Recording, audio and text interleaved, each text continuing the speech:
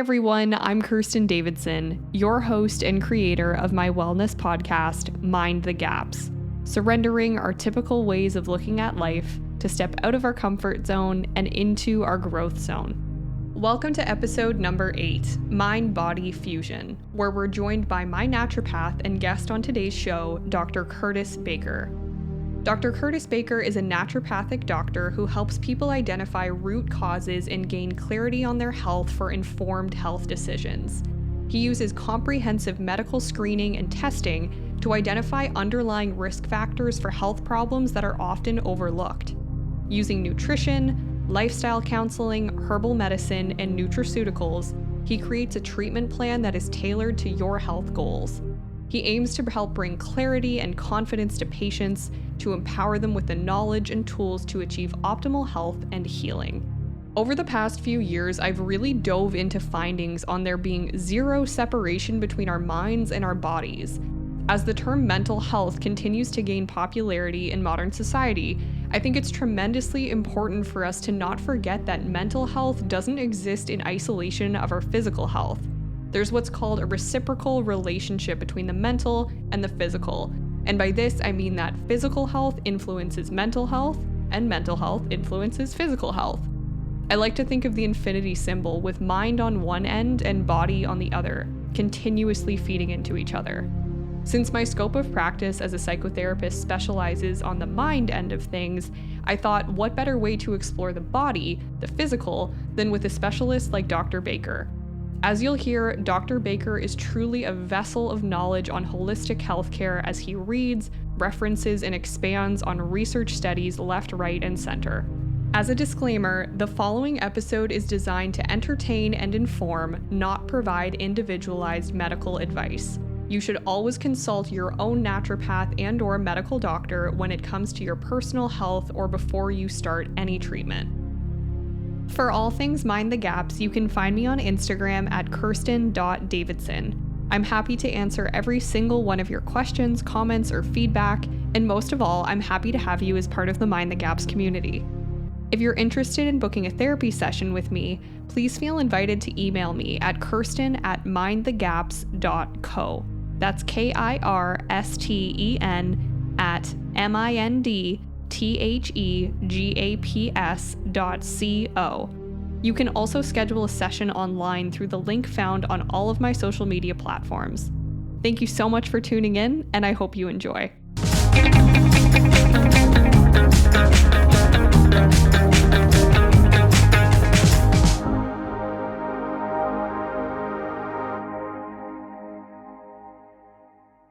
Hi, Dr. Baker. Thank you so much for joining us today.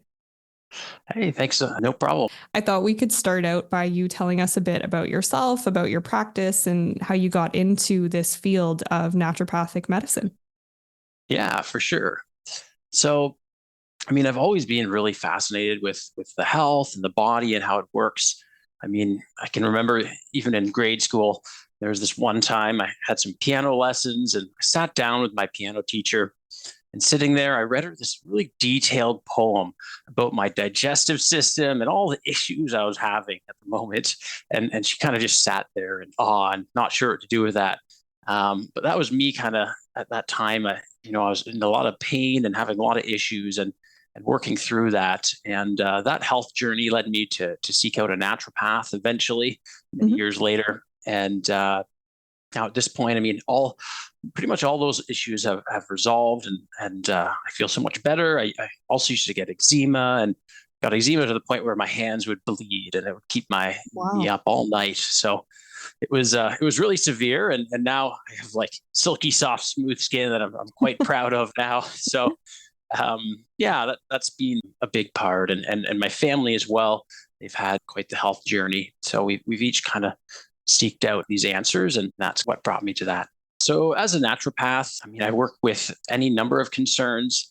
We're trained on over 300 different medical conditions. And to give an example, I work a lot with people with kidney disease or with heart health, diabetes. I work to help improve energy for thyroid health, helping with brain fog and much more. And I think, what kind of gets missed is I work a lot with patients, but then there's a lot that goes on in the background Mhm. as a naturopath as well. There's so much information out there, and I think one of the advantages of working with a naturopath, they have the time to really go in depth with a person's case and learn everything about them. Just to give you an idea of just the amount of information that's come out in the field of natural medicine and naturopathy. Right now, we see about 130,000 new articles, research articles posted Wow. on natural health right now. And back in the 90s, there was only about, it's still a lot, but there's about 20,000 new research articles posted in this area. So Mm. we've seen about a six-fold increase in the amount of information we know about natural remedies and about our health and natural and preventative things we can use to help treat health problems. So it's really exciting right now, and there's so many great resources available that I can use. Wow. That's huge. What a huge increase. And what a perfect time then for you to get into the field as it's growing. Like you're saying, as a young child, noticing all these health concerns and feeling like, well, maybe traditional medical models aren't helping me. So what else can I do? And lots of other people clearly had the same idea. Yeah, for sure. And I think when I was a kid, and even at that point, there wasn't as much information available, and it took me years for them to understand what was going on with me and Mhm. actually get the right treatment. Now, for the issues that I had, we have a lot of really good answers, and we can help treat patients much more quickly. And it's just the rate at which we can help patients improve has come a long ways as well. Yeah. Mhm. Yeah, that's huge. So, how would you describe the differences between traditional medical models of healing from more holistic models of healing? Yeah, great question. I think traditional models, I mean, they're looking for the best option available, but they're also looking for maximum efficiency. What's the fastest, best solution we can give given the constraints that we have on our healthcare system? And that can be part of the challenge. As over time, as I was saying, we keep learning more and more about health, and there becomes more factors we need to consider about health. Health has Mhm. become more complex, and with it becoming more complex, we really need more time. But our system hasn't allowed doctors to add more time into their patient visits very easily. Yeah. And on top of that, there's just a large shortage of employed doctors in Ontario. Most doctors see around 1,200 patient visits in a year. So to make sure they get through all that patients, they have to keep it fairly quick to see everyone. So I think for doctors, they probably feel that they don't have time to go into explaining to a patient, what's causing this problem and what's Mhm. happening. And, here's the dietary considerations, here's lifestyle, here's nutrition, here's vitamins and minerals that you could be deficient on. There's a lot of other parts of health that they just probably don't get the time to talk about. Mhm. So, and then with the holistic model, one big advantage we have is time. So I take a full hour, sometimes an hour and a half to really sit and connect with my patients.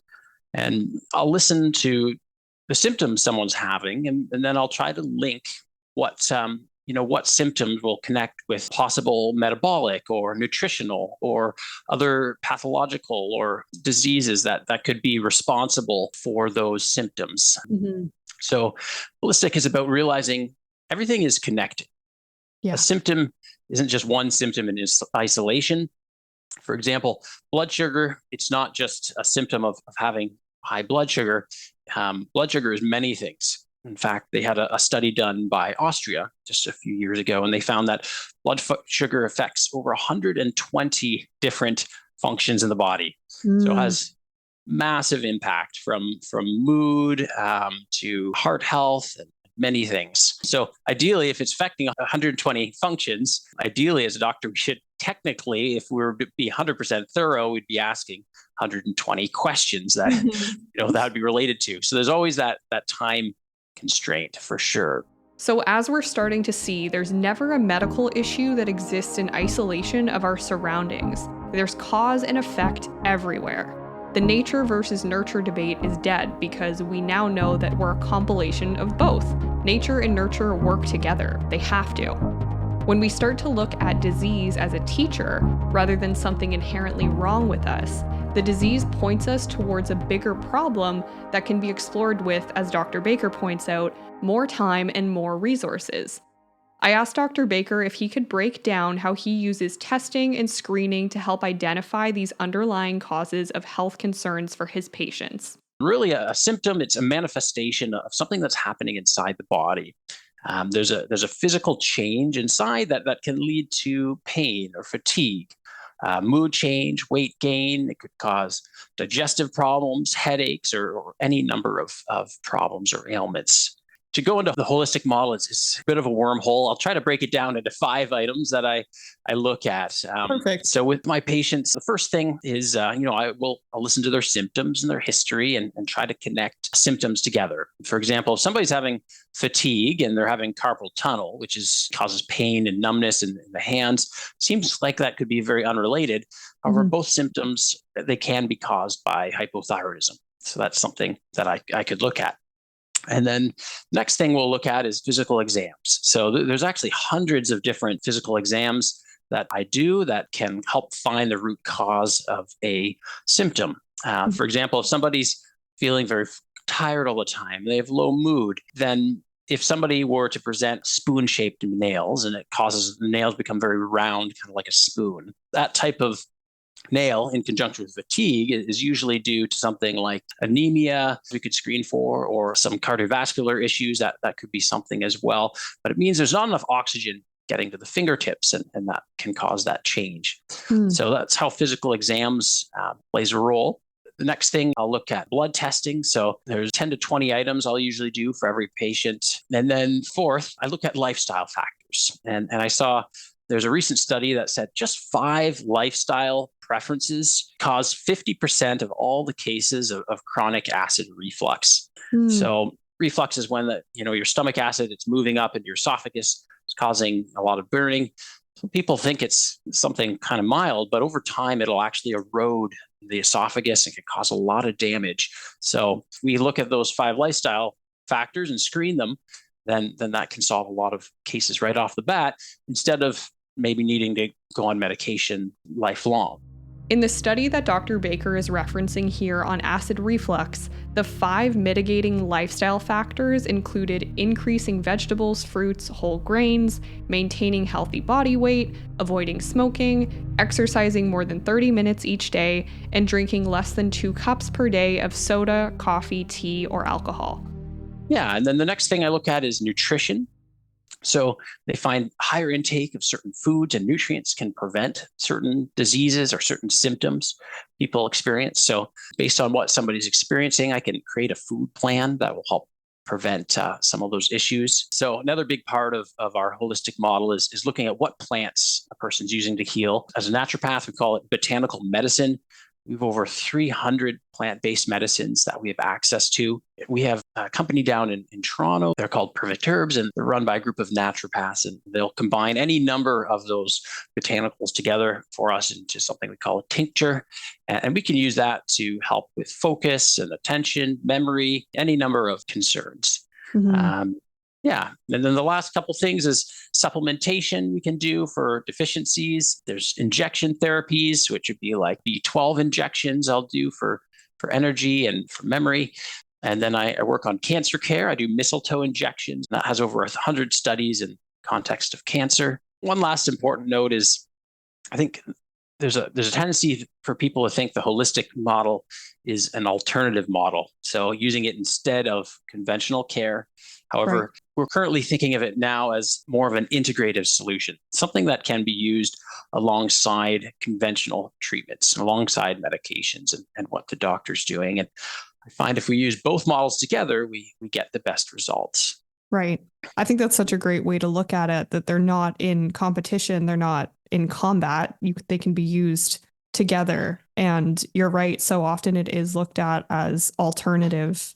And then people will get their nose up at it to think, oh, well, naturopathic stuff. It's not based in science and it's not valid. Yet here you are, referencing the thousands, hundreds and thousands of studies that support this stuff. And it's pretty amazing that people are spending the time to examine just how complex we are, because to your point, you're looking at the physical, you're looking at the mental, emotional, you're looking at what's going on behind the scenes in our bloodstream. And when we look at something so simplistic, we'll say, oh, I feel down. Okay, well then, here's this antidepressant. But when we have the time to really get into it, then you can explore what actually might be happening under the surface or over the surface, and then come up with solutions that are actually going to be integrated into a lifestyle and give the client, I'm sure, so much more autonomy and self-efficacy to feel like they can have control over their lives. Yes, absolutely. There's so many factors that are involved that we need to consider, and sometimes it can mean asking 30 or 40 questions or looking into so many things. I think I've only ever had one patient complain about how many questions I ask. Most people are usually actually pretty happy to just be listened to and get to go through through that process of thinking of, well, is that related or could that be related, and be able to consider all those different things. Yeah. Mm-hmm. And one thing that I've found in my meetings with you, right, is that if I bring something up and say, hey, would this be related to this? You do the research on it and then you get back to me, which I think is great because, we could have two options, two alternatives. One would be you would make up an answer to seem like you know it on the spot, or you would just dismiss it. And so because you have the time, you say, oh, cool. Yeah, I'm going to look into that. And then we have a dialogue. Yes, absolutely. So I'll be the first to admit I don't know everything. There's a lot of questions out there, right? But I have a lot of really good tools for finding those answers. And if you can look in the right places for the right information, then things start to actually kind of make sense, and it feels a lot more clear. I know it's tempting sometimes to just Google answers, but there's Google will feed the most popular answer, maybe not always the most correct. Versus when I'm looking into a question for a patient, I'll search a database of all their studies, and I won't just look at the first study. I try to read all the studies related to the question, the negative, positive, and then make the best conclusion. To give you an idea, over the last 3 months, I've averaged around 170 studies a week, reading and reviewing, just to answer all the questions that my patients have and I have. And if it's a really intense week with a lot of different health concerns, sometimes I can get close to 1,000 studies that I'll review, because there's so many factors now that we're considering.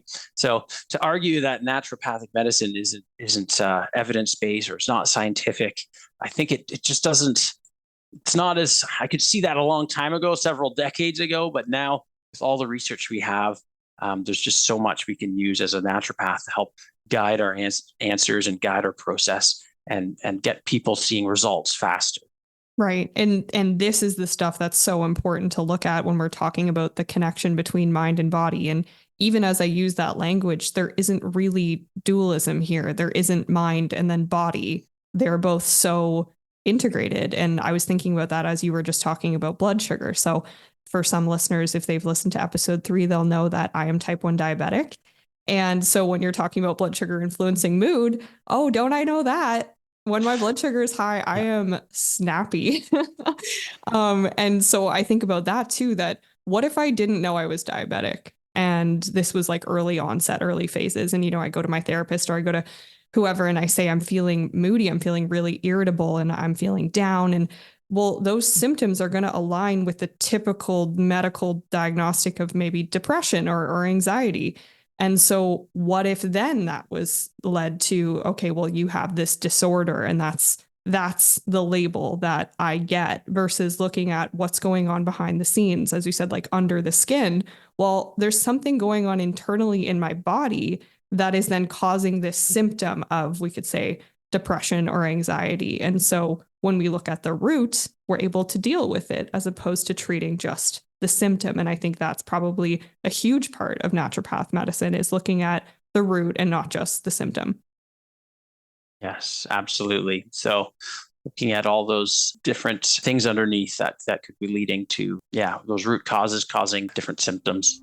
As Dr. Baker and I were talking, I was reminded of a quote by Indian American author and holistic medicine advocate Deepak Chopra. He says, "There is no place where the mind ends and the body begins." I'll say that again. There is no place where the mind ends and the body begins.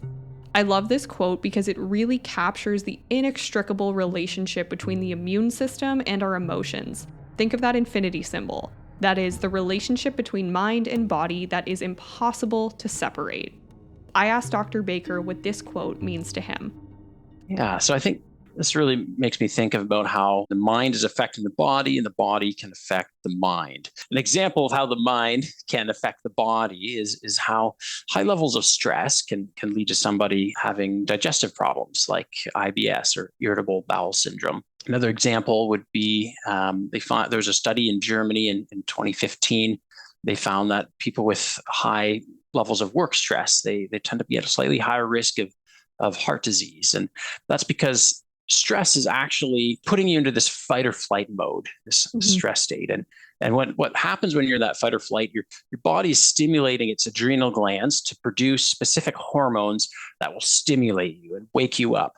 And it also produces hormones that will shut down other parts of the body that it thinks aren't important right now.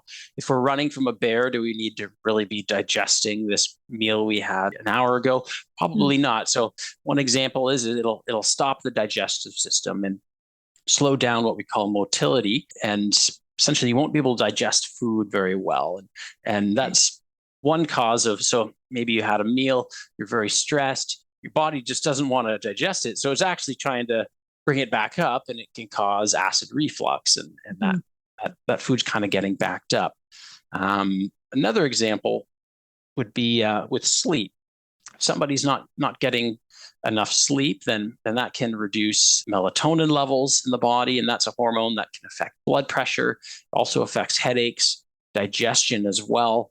One more cool example here is somebody who's been maybe diagnosed with ADHD. Could also be explained by thyroid issues. They find that people who have altered levels of their thyroid hormones, it tends to aggravate and cause some of those ADHD type symptoms. So that can worsen that. Or another example, if somebody's low on vitamin B12, there's a 2019 study that found that can actually increase that hyperactivity and that difficulty focusing and some of those symptoms. So, yeah. So we can see that there just is no line between mind and body. There is no separateness, because if you're experiencing mental health concerns, then you're likely also going to experience physical concerns of some sort, and vice versa. There's this reciprocal relationship that can't be broken.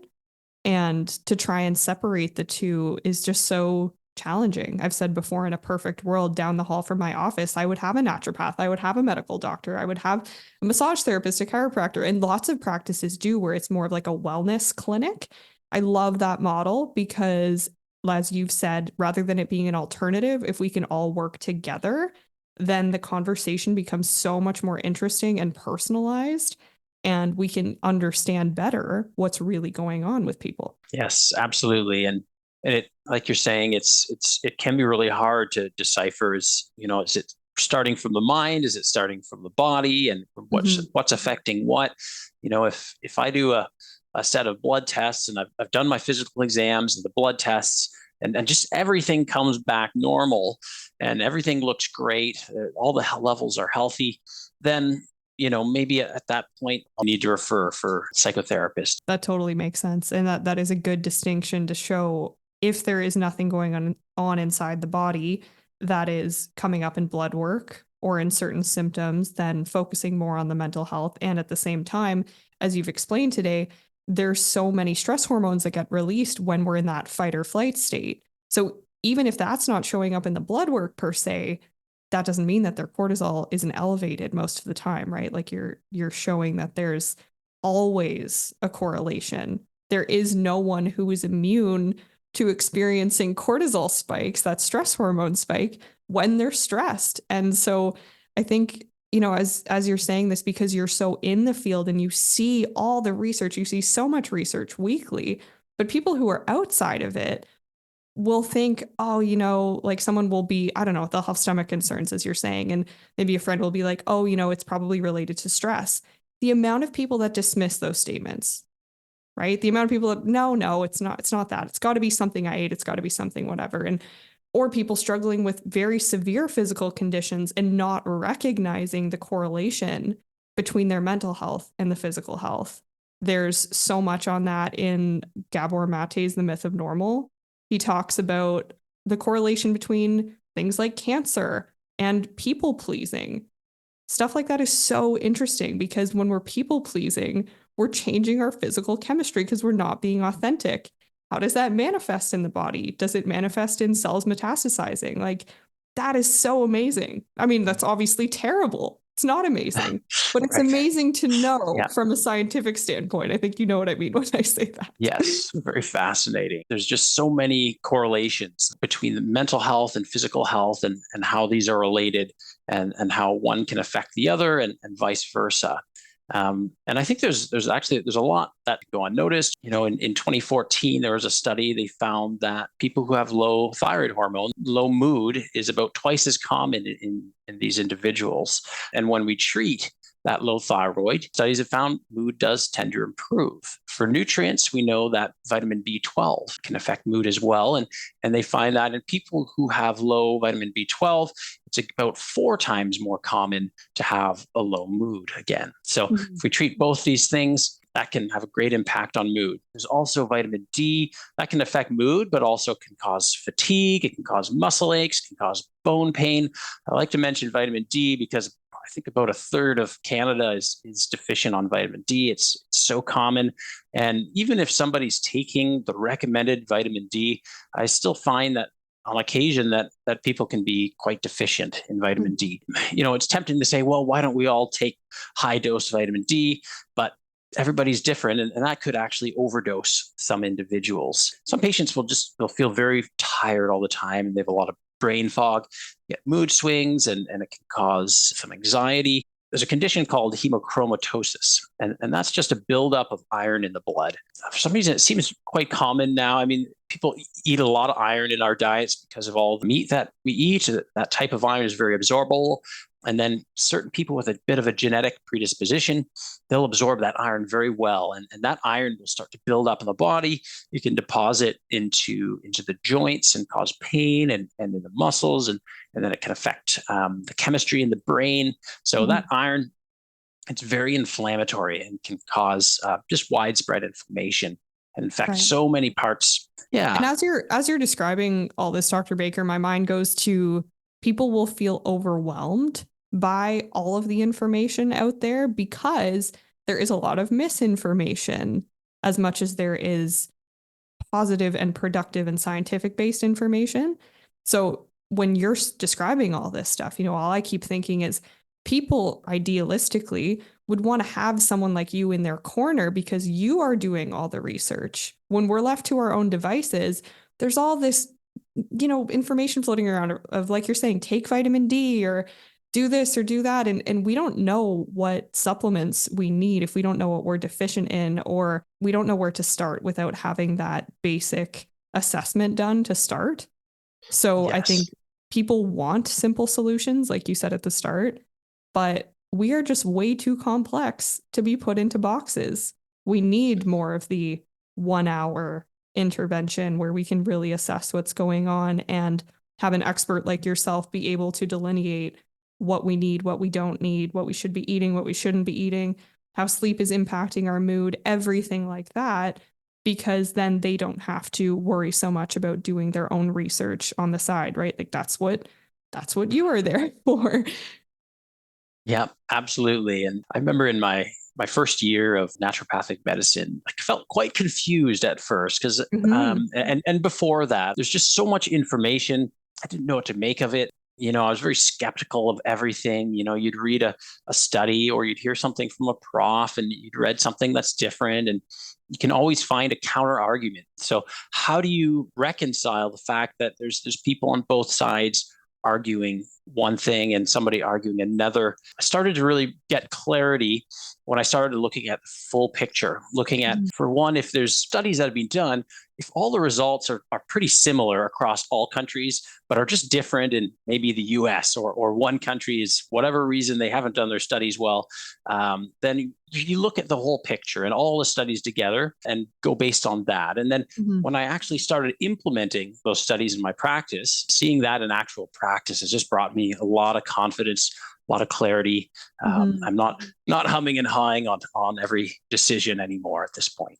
Right. Yeah. And that's the confidence and clarity that you'd want your patients to have when they're gaining a better understanding of this mind-body connection. Absolutely. Yes. And my patients, they're often, very thankful. They'll say, wow, I felt like this so long. I felt like it was in my head. And people are saying it was in my head, but it's not. There's actually an issue here that we can address. And when we start to address it, patients start to feel better, mood improves, to bring myself and my patients a lot of clarity. I think that expression is so funny too. It gets used all the time, that it's all in my head. Yes, it is. And just because it's in your mind, why does that make it any less real? Like, if you believe that you are struggling with something, or you are very, very stuck, feeling stuck in general, why does it get any less attention because it's just in my head? Right? What would make it real? I mean, then we get into very like metaphysical, philosophical questions of what makes it real then. And I think when you do see a naturopath and you can pinpoint what in your body is maybe off kilter, does that make it more real? Well, it can, right? Because then for them, it's like, oh, okay, I can now fix what's going on internally, and maybe that will change my mood. And at the same time, the mind was the symptom. The feeling down was the signal. It was your mind was doing its job to say, hey, there's something going on internally. So, but we'll look at the mind then doing that as disordered. Really, it's just a healthy reaction to something going on wrong internally, or vice versa. Absolutely. And I think one thing that's tempting for patients is to use, one thing to treat everything. What I often see is people will be on a multivitamin. That's a pretty common thing. And people often will say, well, I'm taking a multivitamin. That should make sure I'm getting everything I need. And the challenge isn't, oftentimes it's not that you're not getting enough with a multivitamin. Sometimes it's getting too much. For example, a lot of multivitamins can have up to 500 micrograms of iodine, which sounds small because it's microgram, but you're only supposed to get about 150 micrograms of iodine. And what happens is if you get above the recommended amount of iodine, then at that point, it can start to suppress the thyroid gland rather than support it. Because iodine it's an important component used in producing thyroid hormones, but it's a very complex relationship. If we get too little iodine, it can cause thyroid issues. But if you get too much iodine, it can also cause thyroid issues. And there's a lot of people walking around with undiagnosed thyroid issues, and it could be related to the iodine in multivitamins. And then other nutrients in there, for example, vitamin A, we're supposed to get around 700 micrograms of vitamin A. Most multivitamins have around 1,000 micrograms of vitamin A, which is more than you need. And all our foods are already fortified with vitamin A. So it's not uncommon to see some overdosing in vitamin A. For somebody who has very high vitamin A levels in the body, it could cause some fatigue. It could cause headaches. So, maybe they're thinking their headaches were stress induced, but it could be very high vitamin A levels. If they're getting too much iodine, that could translate into thyroid issues, which could cause depression and just overall brain fog and trouble with concentration.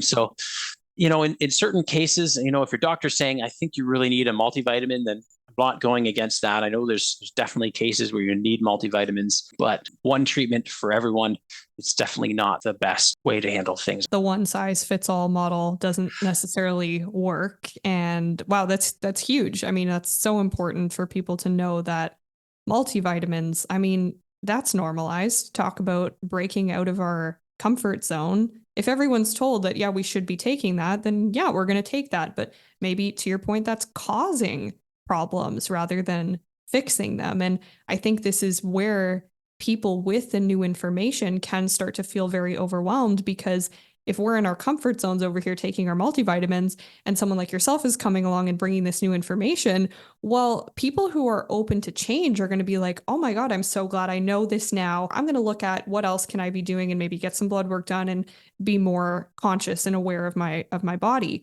But for someone who doesn't feel like they have the time or feels like they are already stressed with other things and this is just one more thing they have to worry about, when their cognitive and emotional load is too high to have that curiosity, then it can feel overwhelming. So I completely agree that in a perfect world, it wouldn't be overwhelming, because look, when you know the information, we can do this instead. But for so many people, they're not ready. But when they're ready, all of this is right here waiting for them. Yes, absolutely. Yeah, there's so many answers here and so many things that we can look into. And as doctors or naturopaths, we're really looking at dozens and dozens and dozens of different things that could be related. We're looking at the full case and integrating all those together and looking at the connections. There's so much connection between everything that I think it's important to get somebody looking in and looking at all of it together and being on your side and your team, in your corner, helping with putting that together. Exactly. So, of everything we've talked about today, what one piece of advice would you give to listeners for being able to raise our mind-body consciousness? Right. That's a really good question. When you're starting to feel different, could be cognitive and stuff you need to talk through, or sometimes if it's chronic and there doesn't seem to be resolving, there can also be very real physical changes underneath that could be responsible for that.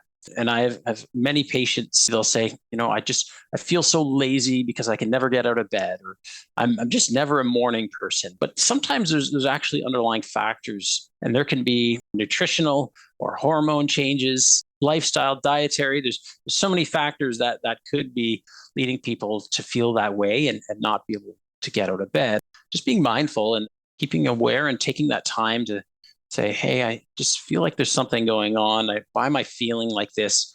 Be curious and ask. And if it's something that's just really having trouble resolving it and you need help, then reaching out through psychotherapy or through naturopath. If you're wondering if there's actually something physically underneath that is causing you to feel like this and needs to be treated. Yeah. It's interesting because when you're saying there's certain clients and patients who will feel like there's no reason why I'm feeling this way. In my work too, whenever someone brings that to me, I always just approach it with this like confidence of, yes, there is, and we're going to figure out what it is. And at the same time, what do? Well, I go and I explore root causes as far as trauma goes. So going back to, where are these limiting beliefs coming from? What have you experienced in your life? I'm looking at strictly lifestyle factors. And those are obviously very important. But what's also very important is the work that you do to look at what is going on under the surface. Because, so say someone has very traumatic history in their family, and on top of that, they're struggling with hypothyroidism or migraines or diabetes or anything like that.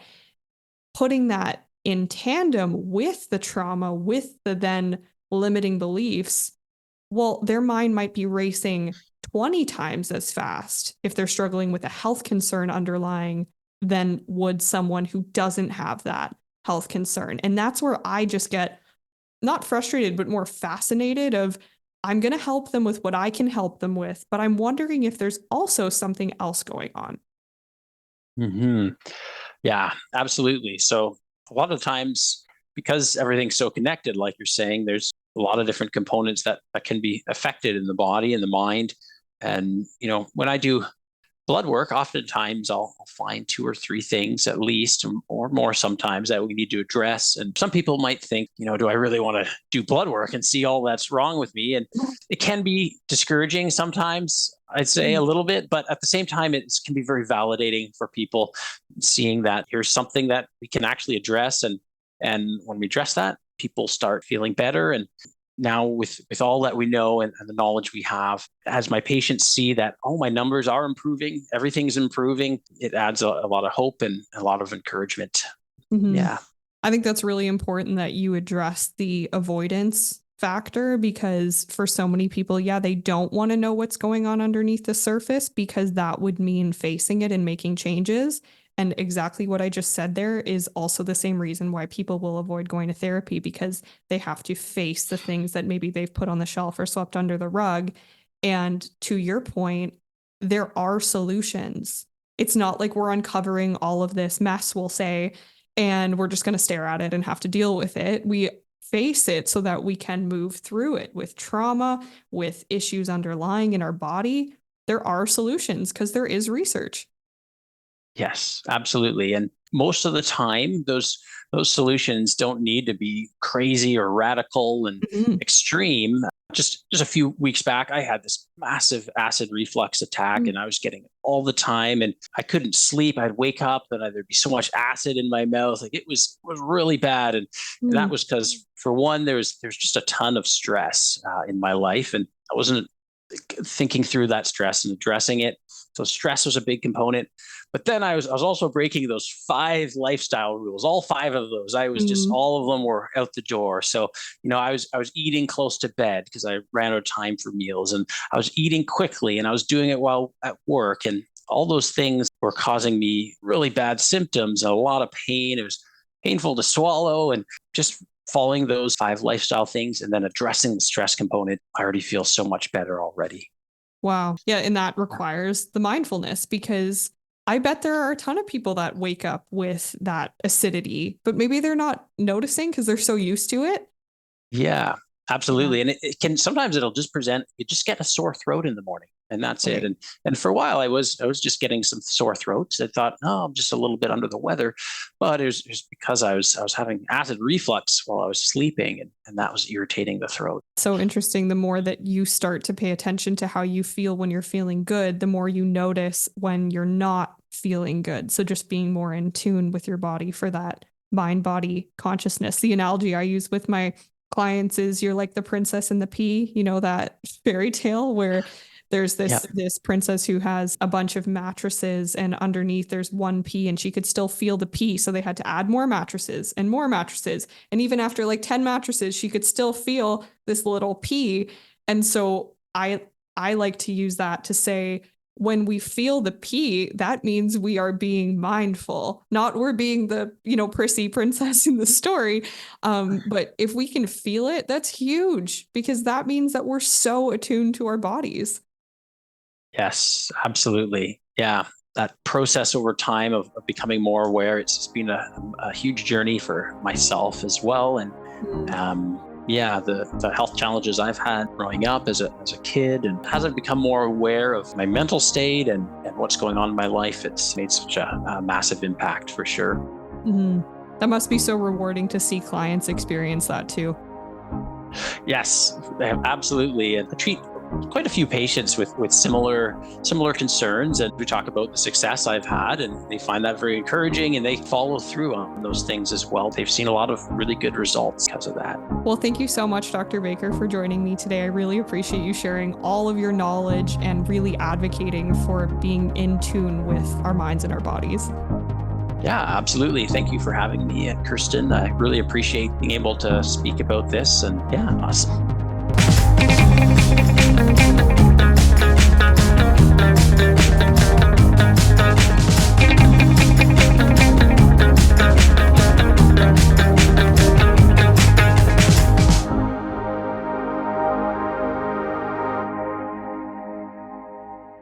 Thank you so much for listening.